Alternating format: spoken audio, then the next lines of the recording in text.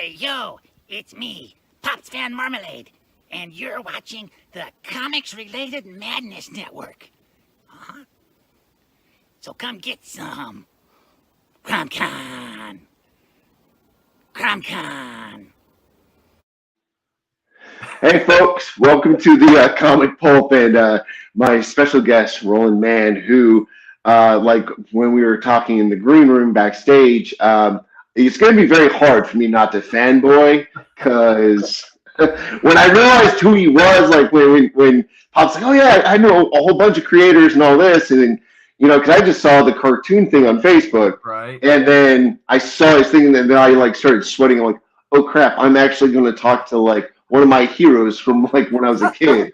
Like this is going to be interesting. Flatter me, sir. Oh no, it's true. Like because growing up in Southern California with Malibu Comics, because when I was growing up, it was Spawn, James O'Barr's The Crow, Malibu Comics. You guys were making huge waves, and like. A lot of people don't know y'all are the reasons why Malibu and Image are the reasons why like Marvel Studios like had to sell off all their IP addresses because you guys were crushing them, and like to hear that story and tell people that that's the reason why Universal has the Hulk, Sony has Spider-Man, like both those companies. I mean, you guys kicked the snot out of them in publication for years, and so it was fun. Yeah, I bet. I mean, it's so forgive me for I was just like, dude, that is awesome. I get to talk to one of the guys that was like there, during the indie uprising where like the indie creators came up and said, no, we're going to change the game. So how did you get involved with Malibu? How did that work out? Sure, yeah.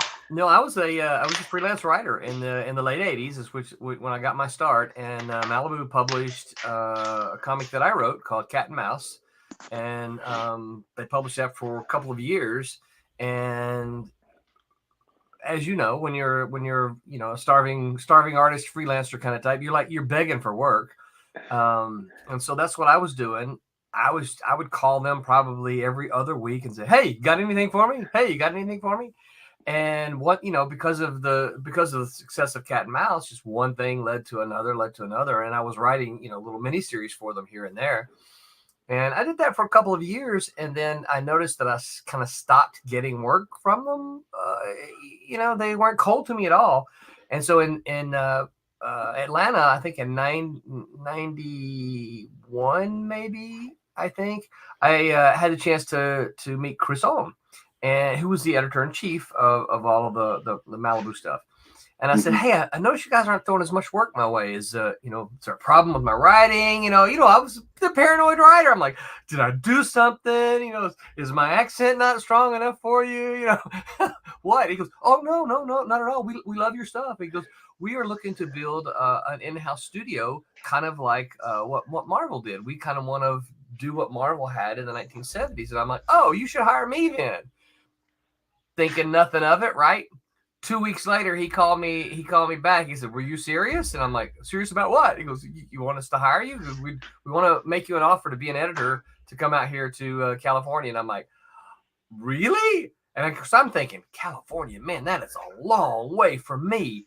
Long story short, I took the job offer and I moved out there in 92 and became an editor.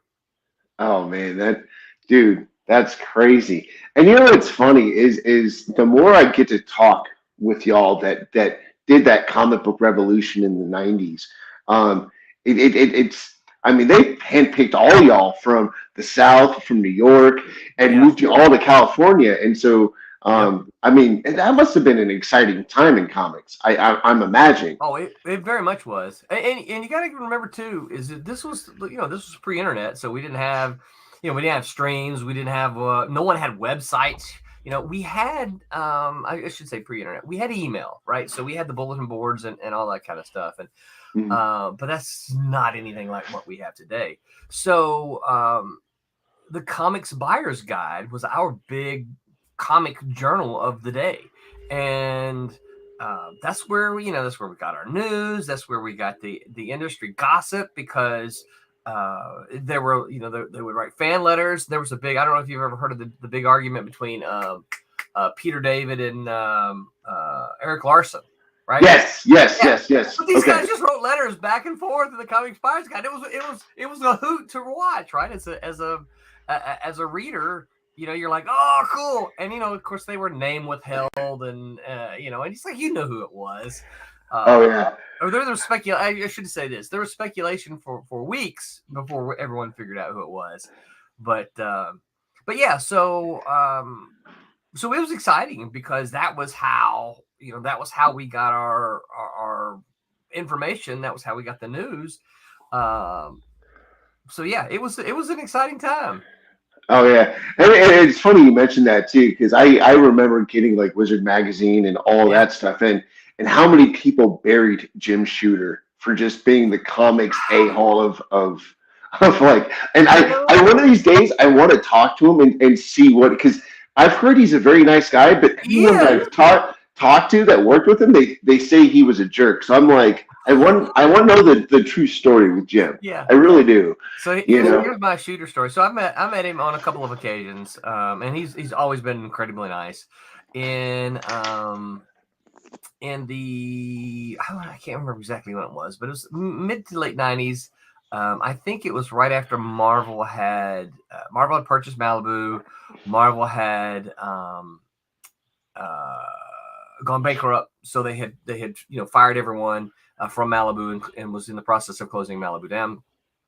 Mm-hmm. I saw him at I think it was still with, I can't remember if it was Valiant or it can't have been Valiant. What was the thing he did after Valiant? Give me a second. Because after he left Marvel, he started Valiant, and he helped create that whole thing, and then he left Valiant due to a disagreement. It was what was the next one? Yeah. Crap. Defiant. Defiant. That's right. Yeah. So I think it was when he was with Defiant, but I approached him at the comic convention and said, "Hello, Mr. Shooter. My name is Roland Mann. I was a former editor for Malibu Comics. I want you to hire me." He laughed at me. Of course, he's a tall guy, right? I'm not short. I'm almost 6'4", right? So, but he's still a tall guy. He laughed at me and it said, he goes, "Well, I don't really have any positions available right now." He goes, "But that was a very kind offer." So we chatted for a few minutes, and I just told him that, when I look at comics, right, obviously we have the Stan Lee era, then the Roy Thomas era, and then I think you got the Jim Shooter era. And if you look, that's all the 80s, right? And if you look at comics, when did comics become super popular? Certainly with our generation, it was in the 1980s, right? He did so much for creators that it does pay me to see. And of course, I never worked for him. I've heard the stories too from people that I like, right? They're like, "Oh, Jim Shooter was such a tyrant." Really? I like you. Why do you say that? Because I like Shooter, But I never worked for him, so I didn't have to answer to him as a boss. And I know people can be different, right? If you're just talking to them, one-on-one, and then if they're the authority figure over you. So I definitely get that, because there's some people that worked with Bruce Willis on films, and they're like, "Oh, we love Bruce," but then you hear about that Kevin Smith story where Kevin Smith is just like, the dude was a pain in my ass the whole time, So I get that, and only that, not to take away anything from any creator, but like Jim's story, the fact that he started working in comic books at 14 years old, which no one has ever done since. Nope. That has not had the talent to do since, and he's the reason why all these big event things happen in the Marvel and DC universes, because he was the guy that came up with those ideas, the big event stuff. And I've been listening to he's got this really long interview on some channel. I don't know. I still have it pulled up on one of my tabs somewhere. It's like a 7-hour interview, and I'm like, who has time to sit through the 7 hours? But he apparently did.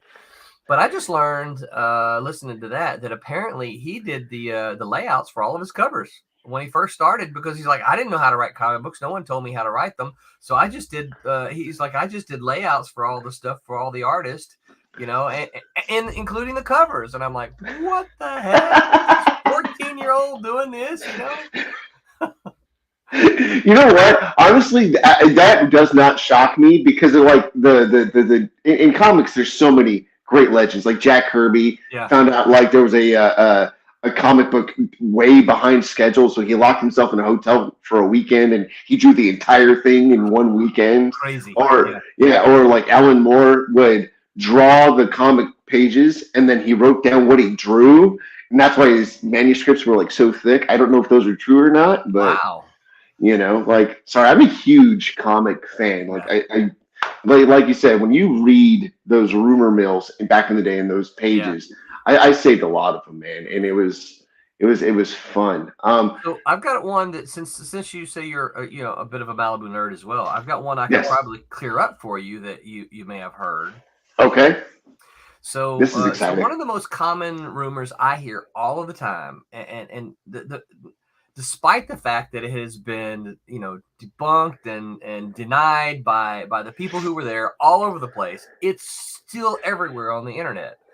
And that common rumor is that that Marvel bought Malibu for the coloring department. Yes. You heard that one? Yeah. Yes. That's absolutely not true. It's not true at all. In fact, they hated the coloring department.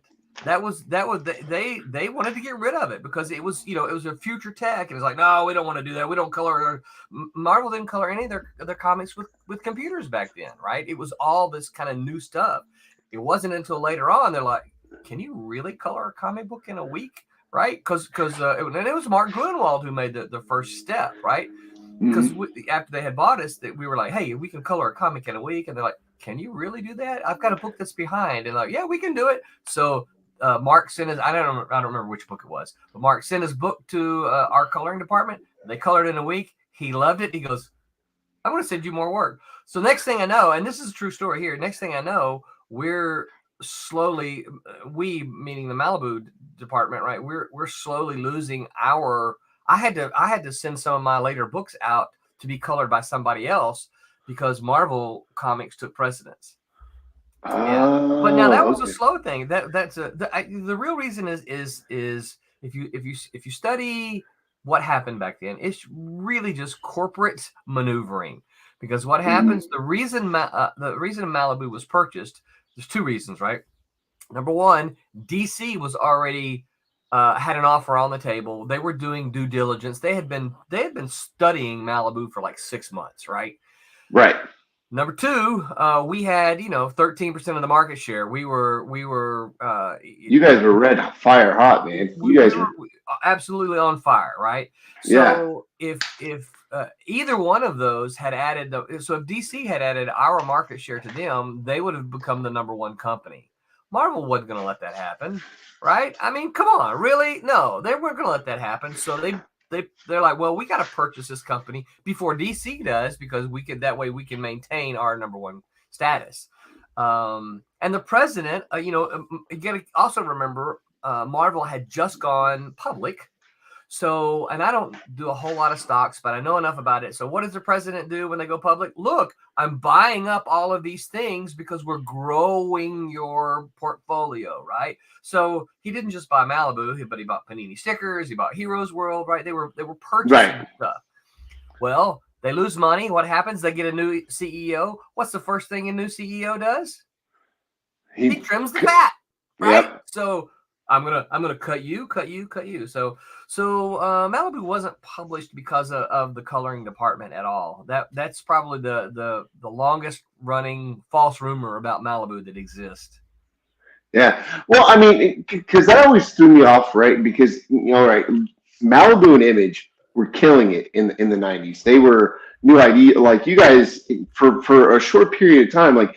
I mean, you guys got your IP Nightman, its own TV show, live action, which Marvel and DC tried for years, and they did, and you guys did it in like record time. Like I think Nightman dropped within the first year of the book being published, and then you guys also it went into the cartoon market with with Prime and Hardcase and all those characters, and. And again, went head to head with the X-Men cartoon TV series, for in that market. So like you guys were like on fire. Don't forget. Oh yeah, and the toys, especially what was it was prototypes. I remember like the toy for prototype was very hard to get because that thing was just flying off the shelf. Yeah. Every time that you little thing out of his arm. yeah. Yeah. And it's just like, it was very hard to get because, like, you would go to Walmart and it'd be sold out. And we would be, like, so pissed, like, every time. And so, like, living at that time and saying, and then you hear, like, they buy you guys to the coloring department. I was like, there ain't no way in hell they bought them for the coloring department because I remember Prime outselling Superman for like 4 months in a row, according to the Diamond spreadsheet. Yeah. And I was like, there's no way they just bought them for, because the IPs were so rich back then. And what's killing me in today's market, you would think they would bring back Mantra, but like, it's just sitting there. Yeah. And it's, Yeah, and of course, a lot of people talk about, they've got all this stuff they should reprint, and I don't disagree with that. I would love to see them bring back the stuff in trades, just collect it all and bring it back in trades. But one of the things I've heard, Tom Mason say, and Tom Mason was a creative director at now. He's the same guy who created and wrote Dinosaurs for Hire.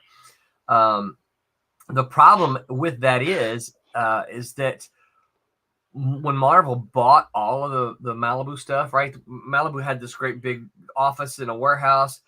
Marvel doesn't know where any of that stuff is. So all of the stuff was digital. All the comic books were done digitally. They don't know where those files are, and so it would take somebody finding the files, or if they don't have them, reconstructing all of that. And so okay. Well, yeah, because you guys were ahead of the time. I mean, very much so. Because I remember, my dad, back when 60 Minutes was like, doing, looking at comic books there for a while, like, going back to your guys' color department, there was like a expose with you guys doing digital coloring. Yeah. And they were advertising, like, this is the new wave of comics. And my dad knew, like, seeing me, and he's like, see, this is why when you go to college, you're going to get on a computer. So if you want to continue this art stuff, you can learn quick. And that was like, who was it? I think it was, it was the original team for the Protectors. They were R.A. Jones and Tom yes. And they were talking about like coloring it on, and drawing everything digitally and how quick and smooth and easy it was. And I just being memorized, like looking at my old computer using Paint, going, how can I do this? You know what I mean? But I'm like, I'm a 10-year-old kid. I don't know, like what programs you guys were using at the time, and I'm sitting there trying, and it wasn't until years later I found, I was like, okay, you need a Wacom tablet, you need this program. Yeah. Very embarrassing. Although I will say this, our coloring department, they just use mouse and a mouse pad. They did not use the tablets or anything like that. Yeah. And if I'm not mistaken, they started off using something like Photoshop 2. When they were first coloring. Excuse me, when they were first coloring it. But I remember, and Roberta, Roberta Conroy, who does work for with me at Silverline. She's the one who colored Silverline Team Up, and she's coloring the new Cat and Mouse stuff. She still uses a mouse, and you can hear it because when we stream, sometimes you can hear her click, click, click, click, click, and she's just, and of course a lot of times she'll stream her actual coloring while we talk, right? And you can just hear click, click, click, and you can see, but she's fast at it. She's just like that. But yeah. Oh man, that's awesome. So when you, what was it like back in those times, just seeing Malibu just exploding in popularity the way it did? I mean, you were there on the ground floor. I mean, did you ever think like you would be a part of a cultural event like that? Well, getting into comics? The one thing, hey Glenn. the one thing that I didn't think is I didn't think that it would end so quickly. I'm the color department. We were, the thing about it is we were having fun. We were making comics. I'm not naturally a morning guy, but I had no problems getting up to go to work at Malibu, right? I was getting up every day to go make comic books, you know? And so it wasn't a struggle for me, like, you know, jobs before and jobs after have been. You know, again, I was getting up in the morning to go to an office and make comics. So I think for me, the biggest surprise was because we had some, what I thought we had some success. My biggest surprise was that, wait, it's over already? What? How is this done? We were doing so good, you know? Yeah. Yeah. But it was fun. No. It was a great place to be. Malibu had a so there was, it was a young company, right? It was very technologically advanced for the day and the age and the place. And I'll give you an example. So at Malibu, everyone had a computer on their desk. We even had, you know, assistant editors and interns and stuff like that. And they had computers. Okay. When Marvel bought us, a bunch of us, you know, we went to New York several times because they now owned us. So the editors went to New York several times. And I remember the first time going in there and like, where's your computer? Oh, we have a shared computer that we all use right out there. The Marvel, yeah. The Marvel editorial department had a shared computer that they had to use. Listen, we all showed up bringing our. Do you remember the Macintosh Duo docs? Yes. We had one, and that's where I was trying to use Paint in. Like it was, like I'm walking into the office carrying laptops, right? I mean, you know, and they're all like, you know, notepads and everything, which is fine, not a problem with that. But yeah. You know, we were so technologically advanced, so far ahead of them. That surprised me, you know. Right. No, I mean, dude, that's so gnarly. And so here's some interesting questions. And when you were working in Malibu and creating these comics, like what were you guys looking for when you were creating these stories and developing the artwork? Because a lot of times, you know, when you talk to people that made it in the industry, you know, you always want to know, like, how did you guys tap into that pop culture vein? How did you get there? You know, So go ahead. part of the Ultraverse was a bit of a reaction to Image. Okay, so if you remember Image, you know, these guys left Marvel and DC, and their tagline was "Image is everything," right? And that was I forget, that was a corporate thing somewhere else. I forget who did that, but they you know, they grabbed onto it, and they were all artists. None of them were writers prior to, you know, forming Image. And I think we might debate whether any of them are writers today, but that's a different debate. Shots fired. But you know, they were all superstar artists. They were all phenomenal at art, right? And so they embraced that, which was brilliant on their part, I think, because they, you know, was Image is everything. These are going to be great looking books, and they were, right? So Malibu's Ultraverse. What's that? No, I said, "What's up, Quentin?" He was saying hi.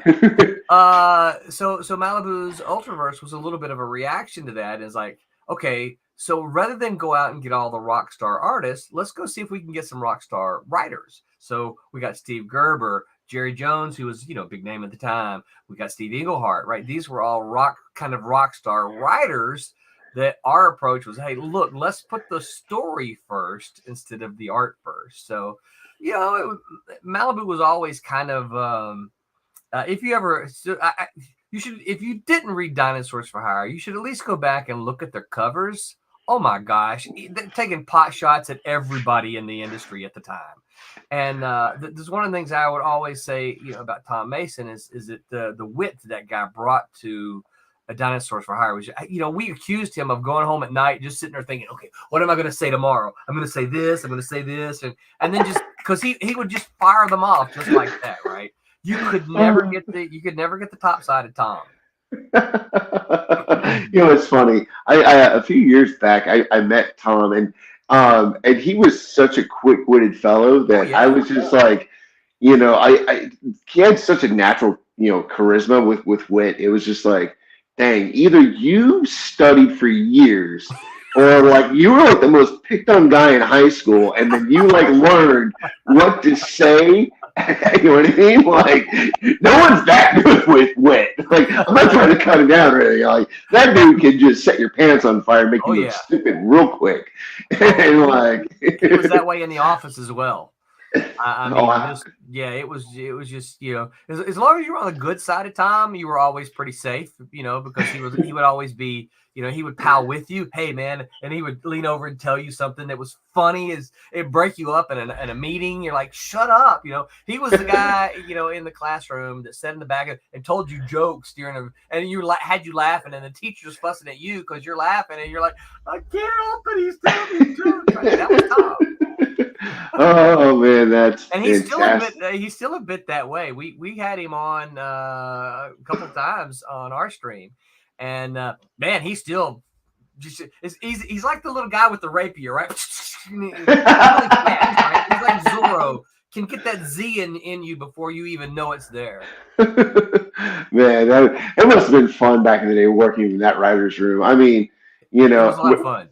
I mean, dude, they're just being a fan, and looking, looking in now in retrospect. Like I remember going to school, and it was like Malibu had like cult status almost, like because it was like the California comic book, you know what I mean? And we're like, yes, it was building because everyone else came from New York, and and it was like this state pride there for a while. And I just remember as I got older, it was just like, man, I really miss these comics, and so it's funny you brought up the cat and mouse, because I wanted to explore how did you come up with that idea and assembling the right team for it, because again, I mean, Malibu was on fire, you guys were killing it.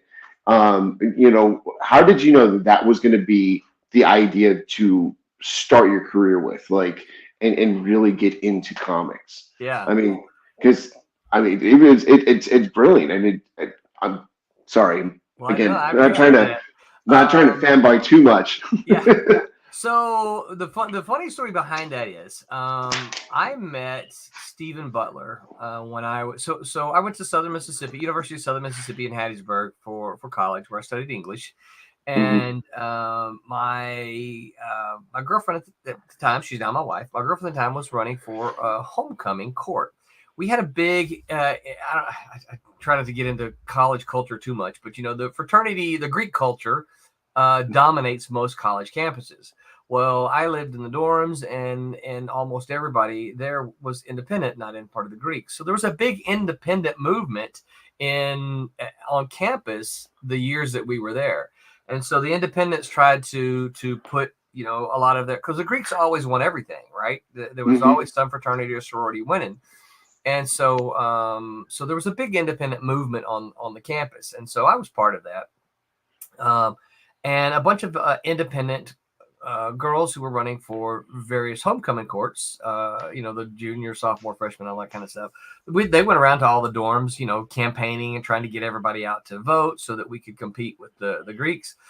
Well, I'm standing there as we're in one of the male dorms, because back then you had the girls couldn't go into the male dorms without being escorted. So, I was one of the guys escorting them around, and I'm standing there, and there's this big painting on the wall. I have this, Stephen gave it to me. There's this big painting, and I'm looking at it, and I'm like, I don't know who that is, right? Now, I kind of prided myself at the time of like, okay, I knew the Marvel and DC characters. I knew most of the independent comics. I didn't know that character. I'm like, who is that? So when they're done, I asked the guy who was standing by, I said, do you know who did this? And he goes, yeah, I did. I'm like, who is this character? And he goes, this is one of mine. I want to make comic books. And I'm like, really? I want to write comic books. And so I quickly wrote his name because I had to go because, we were busy. So I quickly wrote his name down and said, I'm going to call you. I'd like to come talk to you about making comics. And so I came to, I went to visit him. Come to find out that he had submitted stuff to Marvel and DC and some independents as well. Had rejections. Well, I had also done the same thing. I had submitted stuff to mostly Marvel, but Marvel and DC and some independents, and had my stack of rejections. Well, so keep in mind this would have been probably 1987. Okay. Teenage Mutant Ninja Turtles debuted in 1986. So we're like, hey, if those turtles can do it, we can do it, right? So we started talking about this. Well, Steven had they lived in suites, right? So he had a suite mate by the name of Mitch Bird. He goes, hey, my suite mate is also a really good artist. We could get him involved. And that's exactly what happened. And Mitch had a couple of pages that he had drawn of, Mitch had a bunch of little short stories kind of that he had drawn, I think, for his classes. And one of them had a couple of thieves in it that he had no real story behind it. But he goes, there's a couple of thieves here. And I said, do you mind if I take this and run with it? He's like, no, go ahead. Right. And so I did. And based on kind of what he had drawn, created Cat and Mouse. And that's how that story we kind of came together and kind of plotted that first issue out together. If I remember, because we all had a couple meetings and things that we wanted to do. And that's kind of how, so really it was the story that we wanted to tell. Right. And it wasn't, we didn't think, oh, this is going to revolutionize the comic industry at all. It's like, this is something that we wanted to do. We wanted to tell, and we made it. And so we had it, we tried to self-publish it. We couldn't do that. We ended up getting a publisher to do it in color. He published it in color, the first issue. Then he went out of business. And then by the time we got to Malibu, which would have been, I'm thinking about it's 88 or 89. Probably, I think they published it in 89. They dropped all the color. It was only in black and white. We already had like 5 issues done. So when we submitted our package to Malibu, we sent them a printed copy of the one in color and then photocopies of like the next 5 issues. And they were like, yes, we want to do this. Because I think, you've been doing it long enough to know that a lot of folks have problems getting the work done. Yeah. We didn't have that problem.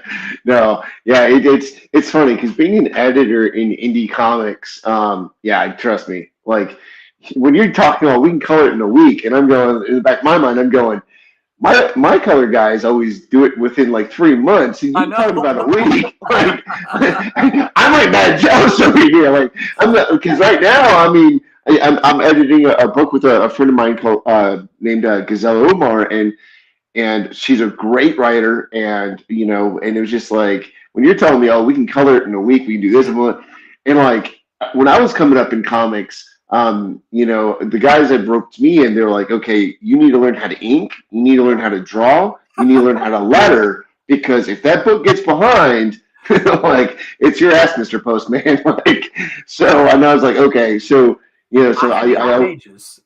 Yeah, see, exactly.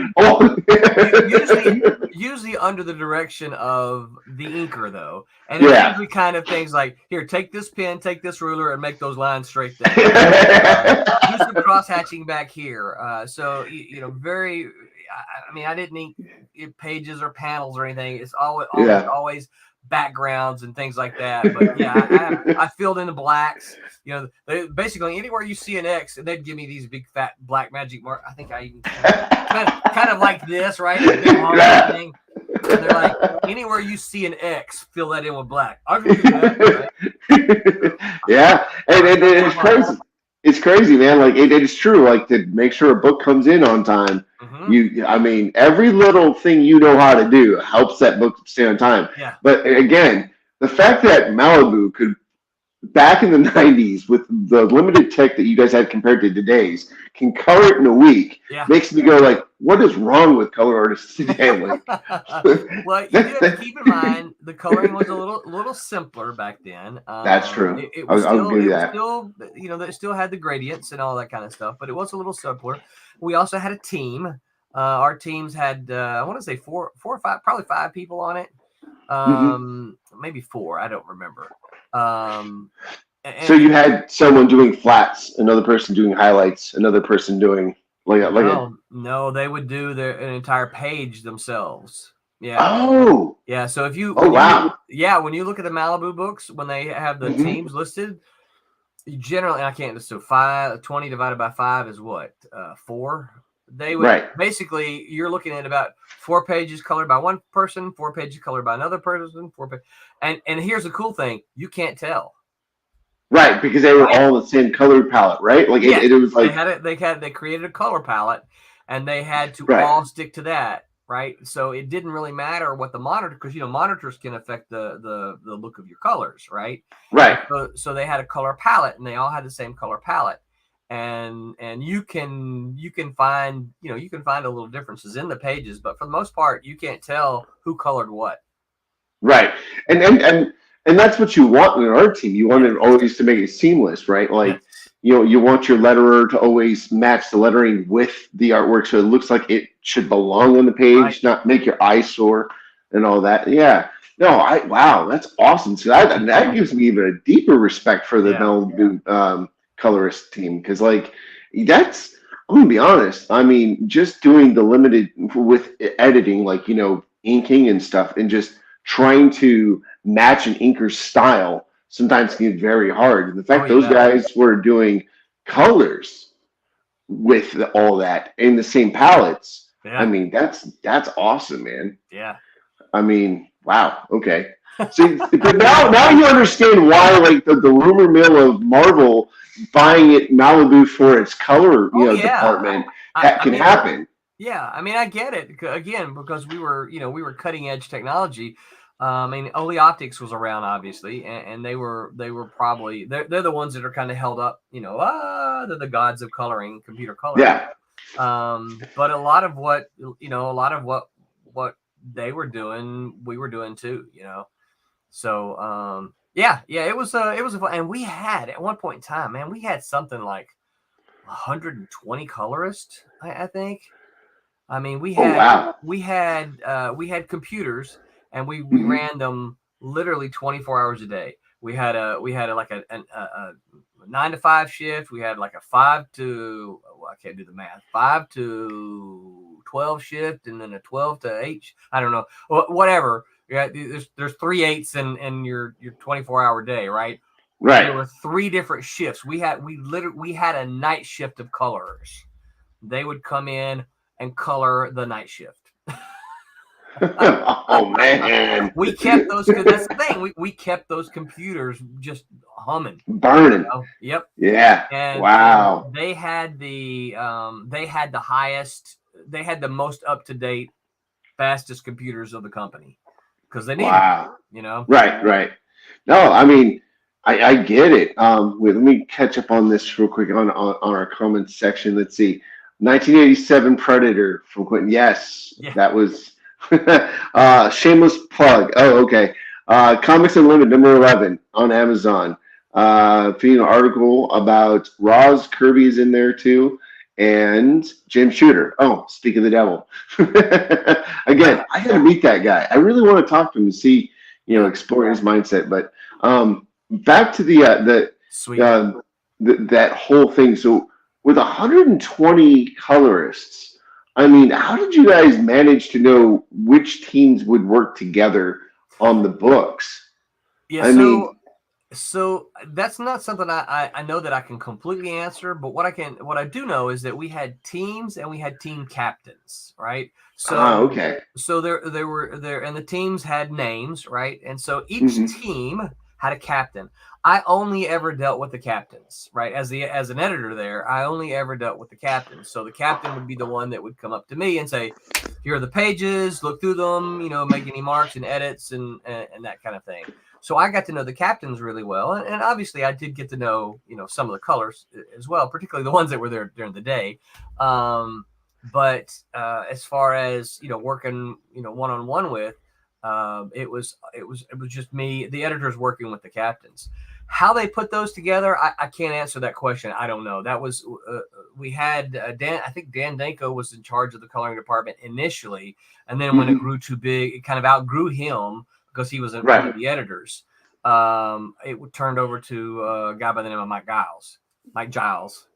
Sorry. Gotcha. Okay. Yeah, No, it's because that was just like always the one fan question. Because I mean, to get a team of color artists to match seamlessly on every page, whatever book they were doing that month, and not skip a beat. I mean, just building in the indies, building the right comic team for your graphic novel is hard. Yeah. Because you'll get, you'll get an artist, then they'll send their pencils to you, and their pencils are great for this project, but not the one you're working on, so you can't really hire them. And then you work with the inker, like you have to find that one inker that can make it pop a little bit better. Yeah. And it's assembling a team can take anywhere from 3 to 6 months, and then when you get that team, another 6 months to create the graphic novel.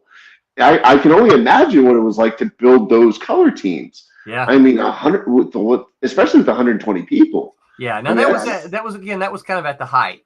It wasn't that way. I think when I first got there in 92, the coloring department was brand new, and like they had literally just been put into place. I don't know how long, but they were all brand new, and there was about a dozen of them. There were like 12 of them. So so they started off like that. And then we just got so many books, we just kept needing colorists, so we would hire more and get more computers. Then we had 2 shifts, and then suddenly we had 3 shifts. And it was pretty incredible. Oh man, the electric bill must have been high back in the day. Like, I'm sorry, 3 teams, like the computer's always humming, like the air conditioning, the luminescent lights. I mean, dang, I'm just, as a small business owner, I'm thinking just like, damn, I don't know if I would want to pay that electric bill. That must have been like at least $1,000 back in the day. Well, I'm not privy to what the bills were. I don't know the answer to that, but I do know that when I first went out there, we were in an old warehouse. They had taken a warehouse and kind of refurbished it, and half of it was kind of turned into offices, and the other half was actually a warehouse. So that's where they housed the comics and stuff. And then the other part of it was turned into offices. And then the back half of the time me being there, we actually moved into Calabasas. We moved from Westlake Village into Calabasas, and we were actually in legit offices. So, okay. Yeah, no, Westlake Village is still gorgeous. Calabasas, not so much. Yeah. Like, I'm sorry, living in California, just seeing like where certain places kind of fell off, it's kind of breaking my heart a little bit. But but so as an editor, I mean, did you ever? So I always hear some of the horror stories working through Diamond, like just the underhanded things. I mean, especially there was a rumor mill that Marvel and DC did back end deals trying to keep certain publishers from getting their books out. Did you ever have to deal with any of that stuff, or no? Okay. Like everyone, I've kind of heard those rumors. I don't know. As far as I'm concerned, they're all rumors. I don't know that there's any legitimacy. I don't know if there's any truth to that or not. I know that for Diamond, of course, you also have to keep in mind there used to be more distributors than just Diamond, right? Right. When I first got in, there was like 13 of them or so. And so I guess if they kept you out of one distributor, you could just go to the other distributor, and it kind of looks like we're moving in that direction today. Which I prefer. I think I know there's a lot of dislike for Diamond out there. I don't dislike Diamond. I don't blame them, because if you look at what happened, they were just kind of. It's not their fault that they're the only ones left. They were literally the last man standing, right? Everybody else went under, and they're like, "Hey, we're still here." And so they were kind of the ones that they were left standing. Everybody else died. And now we can talk about their practices. And that's something else, right? But you can't blame them on being the only one, because they didn't put these other places out of business. So I don't know if there's any truth to that or not. I mean, like I said, I've kind of heard them. I know that they're pretty tough on independent creators and companies simply because it's like, well, we got to make money. And if I'm only moving, 500 copies of your product, that's man hours devoted to your product that I'm not really generating that kind of money, Right. And so as much as it pains us as creators sometimes to think it's like, whoa, Diamond carry my comic, I'm selling 500 copies a month. Yeah, but 500 copies a month, what does that equal to them? Yeah. So right. No, and when you put it that way, that does make a lot of sense. Because I remember growing up, because my cousin, he started a comic shop, and I remember like in the 80s, growing up, there was like a stack of distributors where you'd get your books. Yeah. Oh yeah. You know what I mean? And then like come early 90s, there was only one. Right. And so, and now it's funny because now it's going back to this. Because it's sad that sorry, I didn't mean to block Steven on accident. I was trying to block the porn things that keep popping up on the thing. Sorry about that. So sorry. Crap. Yeah, this is the reason why I don't normally do the web stuff. Like I let other people handle it while we talk because I'll suck at it. I'm so sorry. I just heard a rooster. Yes, I live on a farm. Like, sorry, folks. Like, I live on a chicken farm. That's pretty cool. Yeah, but no. Everyone, every time they hear the roosters crow, they're like, what is that?" I'm like, "Yes, I am the California country guy. Like, just because I live in California doesn't mean I own a surfboard." Do you do farming yourself? With family, yes. Yeah, very cool. So, I come from a family of farmers, so. Oh, fantastic! Yeah. My grandfather was a dairy farmer, and of course, he had all the chickens and the pigs and all the other stuff to go with it. But the dairy was where his main source was. Yeah, no, I mean, it's funny because this gave me a whole living out here in the countryside has given me a whole better understanding of of like what it means to really work for your food. Yeah. Especially with my mother-in-law. Like it's funny coming out and they're like old school farmers out here, man. I'm not joking. I am not joking. It's a whole different ball game. Yeah, it is work. 100%. But back to our conversation, and if someone can help me figure out a way to unblock Steven, I'm so sorry about that. That was so my bad. I didn't mean to do that. I just saw all these porn sites pop up. And I was trying to block them. Oops. My bad. I hope I don't really piss him off. Pops can probably figure that out. Yeah. I unhit him. Oh, thank you so much, Carol. I appreciate it. But anyways, back to the interview. When you were so back in the 90s, and being an editor, like what were you looking for in your art teams and stuff like that? Like what were you, did you get to choose which teams you worked on for the books, or were they just given them to you? Yes and no. Okay. So for instance, when I first went out there, The Protectors is the book that I took over at first. It was given to me. Like, here's your team. I already knew R.A. Jones. R.A. Jones and I had been friends for a couple of years through the just the indie comics scene, and so it was very cool to work with him. I did not know the artist, but I got to know him. So they were handed to me. The spinoffs, though, so we did Ferret, we did Gravestone, we did Man of War. All of those were my teams to build. And so probably not a whole lot different than what we would look for today. Excuse me. You look for somebody, in a penciler, you look for somebody who knows how to tell a story. Okay. I have to be able to look at the pages and understand what's going on the page. Now, obviously, I'm not going to be able to read any dialogue because it's not there, but I need to understand what's happening and get a sense of story without any words on the page. Now, I am not one of these, as you might imagine. I'm a writer-editor type. I am not one of these that says, comics don't need writers or comics don't need words. In my opinion, comics without words are picture books. And I stopped looking at those when I was 4, right? Right. Yeah. So, but that said, you should be able to look at comic artwork without the words and get a sense of what's happening, right? You should Right. be able to kind of understand. So you're looking for that. You're looking for somebody who can obviously, draw some anatomy, even if their anatomy. But here's the other thing: even if their anatomy is cartoony, as long as it works, it's okay, right?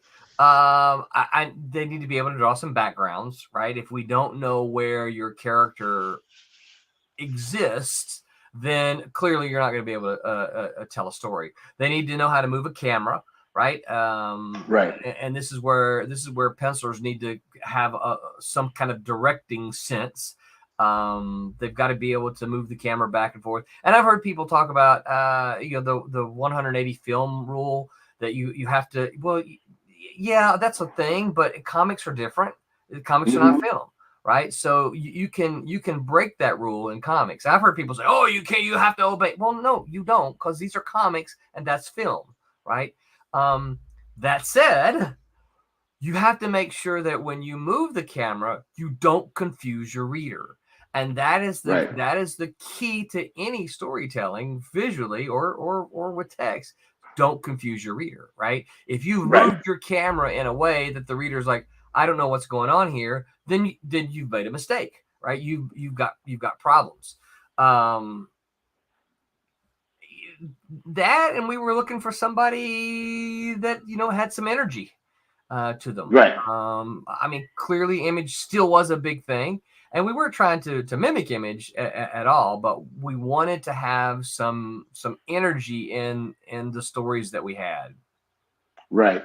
No, and it definitely showed. I mean, the way you guys moved the teams, it was the pages. I still remember because you guys also had like a lot of fun with some crossovers too, that were just fantastic. And I always wanted to know, since I got you on this, when working with those crossover events with other publishers and stuff, I mean, how did you guys keep ego in check? Because sometimes I've been on some comic teams where one of the people's egos is just like way out there, and I had to like walk on eggshells. Wow. And I'm not going to say who it was, because it was this is like 4 years ago, and we've made up since, and he's done really well for himself. But was there anything like that or no? I don't remember any egos when it had to deal with any of the crossover stuff. Now, we did have some creators that we worked with that had egos that you had to deal with individually. So, I had as an editor, I had to deal with a couple.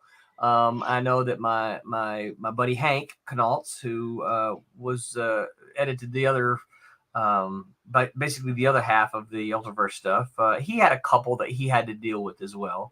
So there was some egos that we had to deal with in house.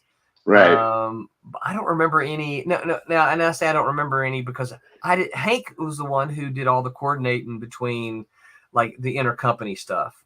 Now, yes, I got to use like Juggernaut and Loki and things like that. And I just had to make sure that like when we did Juggernaut, I sent it to Bob Harris, and because he was the X-Men EIC at the time, and he just had to make sure that we didn't do anything that would go against Juggernaut X-Men rules. Bob Harris was very cool to work with. Some of this was foisted upon us and them as well, because they were kind of told you're gonna let them play with these characters, and they didn't have really a choice in some of it. It was foisted on us by the higher ups. But that may be why, that may be a reason that we all kind of work together well, is because we are all kind of in the same boat. So whenever I submitted stuff to Bob Harris, he read it, made any changes that he needed, and got back. And there never seemed to be any ego involved. So, right. Ego is the main reason most collabs never happen. oh my gosh. Yeah, that is very true. Yeah. That is very true. Like, don't take this to hear me saying that I never dealt with them. I never had to deal with them in those intercross. So I will. The one that I will talk about. I've talked about it before, and I don't really care. Is I was the editor of Walter Koenig's Raver. Do you remember Raver? Yes. Okay, Yes. Okay. So Walter Koenig is the obviously he's Chekhov from Star Trek, right? The guy had such an ego that it was a pain to work with. In fact, he got so mad at me for doing my. I was the editor, right? He got so mad at me for doing the job. Literally on the phone one time, he said, "You're fired. I'm firing you." I'm like, Walter, you can't fire me. I work for the company, right? You're fired, right? So he hangs up with me. He calls the editor-in-chief. He calls Christgau and he goes, "I want Roland Mann fired." So Chris comes walking over to me, goes, "What did you do to make Walter mad?" And I'm like, "I just told him that this part of his story sucked, right?" And he's like, "You can't make Walter Koenig mad. He's Walter Koenig." So, so the funny thing is, right? So here's what's funny, and I don't. Hank probably will never forgive me to this day. So Walter thought he had me fired. He didn't, because again, I work for the company. But what Chris told Walter that he did is that we're gonna give you a new editor, right? Roland won't be on your editor anymore. We're gonna give you a new editor. So what would happen is Walter would call Hank. Mm-hmm. Hank would write down all the notes, come over and give me the notes. Here's what Walter wants done. And then I would make sure that those things happened. So Hank just kind of became the voice that talked to Walter. I still dealt with Dan and David Day were the artists. I still dealt with Dan and David Day. I still did all the other stuff right in the house. But Hank is the one that talked to Walter. So. Man, that's crazy. Roland's greater than Walter. Man, that's fantastic. Yeah. Well, thank you, sir, for coming on the show and allowing me to interview and reminisce on absolutely my pleasure. These wonderful comics and just memories, because it's funny, like being a comic nerd as big as I am. Sometimes it's like when like we were talking about, like when Ninja Turtles came out, or when the Malibu was dominating the cells, the figures, the TV shows, and I want to share these stuff with like new comic people, and they look at me like, "Wait, Image and Malibu? Wait, what? They did this?" And I'm like, "Yeah, they're the reasons why Marvel almost went out of business. Right. Like, there's a reason why they bought their IPs, and then they sit like 20 hours on their phone Googling if what I'm telling them is true, and it's like, oh God." Like,